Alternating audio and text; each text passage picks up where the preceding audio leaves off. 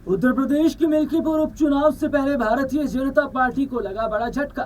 Bharatiya Janata party के लिए मिल्कीपुर चुनाव जीतना हुआ और ज्यादा कठिन। और क्या उत्तर प्रदेश की अयोध्या की मिल्कीपुर सीट पर बीजेपी अपनी प्राण प्रतिष्ठा नहीं बचा पाएगी? और क्या योगी आदित्यनाथ को यहां पर बिहार का सामना करना पड़ेगा? नमस्कार, मैं हूं राहुल शर्मा और आप देखना शुरू कर चुके हैं आज की सबसे बड़ी खबर। और आज की इस बड़ी खबर में हम बात कर रहे हैं उत्तर प्रदेश की अयोध्या की मिल्कीपुर सीट को लेकर। जी हां, मिल्कीपुर सीट एक ऐसी सीट है जहां पर शुरू से ही पारसी समुदाय का यानी कि दलितों का अगर बात करें तो दबदबा रहा है और ये दलित सीट है। और यही वजह है कि भारतीय जनता पार्टी ने भी चंद्रभान पासवान को यहाँ पर चुनावी मैदान में उतारा है, क्योंकि समाजवादी पार्टी ने पहले ही अवधेश प्रसाद के बेटे अभिजीत पर दांव खेल दिया था। लेकिन अपने दर्शकों को बता दें कि उत्तर प्रदेश के मिल्कीपुर उपचुनाव से पहले कुछ सर्वे सामने आए हैं जिनमें ये सीधे तौर पर देखा जा रहा है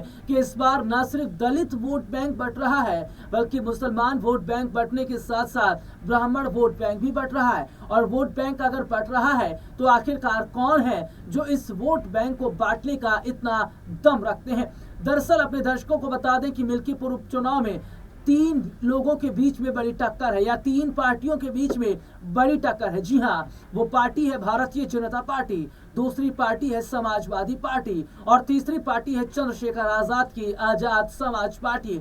दरअसल चंद्रशेखर आजाद ने भी यहां से अपना प्रत्याशी उतार दिया है और सीधे सीधे तौर पर देखा जा रहा है कि मुसलमान वोट बैंक की अगर बात कर लेते हैं तो जिस तरीके से मुसलमान वोट बैंक इस बार चंद्रशेखर आजाद की तरफ ज्यादा नजर आ रहा है, क्योंकि हाल ही में देखने को मिला था कि आजम खान की जो नाराजगी है वो समाजवादी पार्टी से बढ़ गई थी। और इतना ही नहीं, अभी हाल ही में 9 सीटों पर जो उपचुनाव हुए, इस उपचुनाव में ये देखने को मिलता है कि किस तरीके से चंद्रशेखर आजाद ने आजम खान के बेटे अब्दुल्ला आजम से मुलाकात की थी और ये कहा था कि मैं अपने भाई से मुलाकात करने आया हूं और मैं अपने परिवार के साथ खड़ा हूं, यानी आजम खान के परिवार को अपना परिवार बताया है। तो ऐसे में देखा जा रहा है कि आजम खान ने भी जाहिर तौर पर समाजवादी पार्टी को घेरा था और कहा था कि अखिलेश अगर इतने मुसलमानों को लेकर चिंतित हैं तो रामपुर के मुसलमानों की हालत पर भी ध्यान दें। तो वहीं दूसरी तरफ अपने दर्शकों को बता दें कि जहां मुसलमान वोट बैंक चंद्रशेखर आजाद की तरफ जा रहा है तो वहीं ब्राह्मण जो वोट बैंक है